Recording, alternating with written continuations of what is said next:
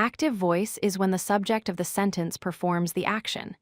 This means the person or thing at the beginning of the sentence does something. For example, in the sentence, the dog chased the cat, the dog does the chasing. The common structure of an active voice sentence is subject, then verb, then object.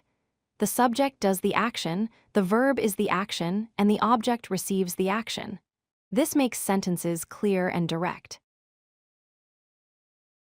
For example, the sentence "the dog chased the cat" shows the dog as the subject doing the action chasing, and the cat as the object receiving the action. Here are more examples. She writes a letter where she is the subject doing the writing. Chef cooks dinner where the chef is doing the cooking. More examples are children play football with children doing the playing.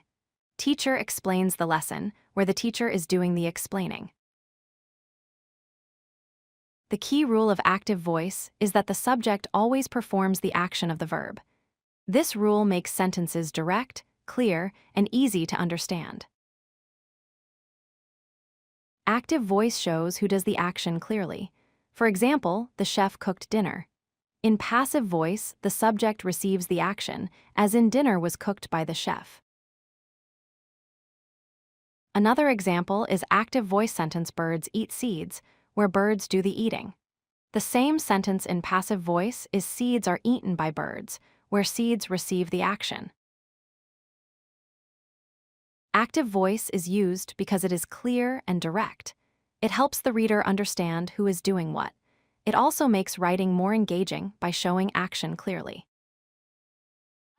If you like this video, hit that like button and don't forget to subscribe. Visit codelucky.com for more such useful content.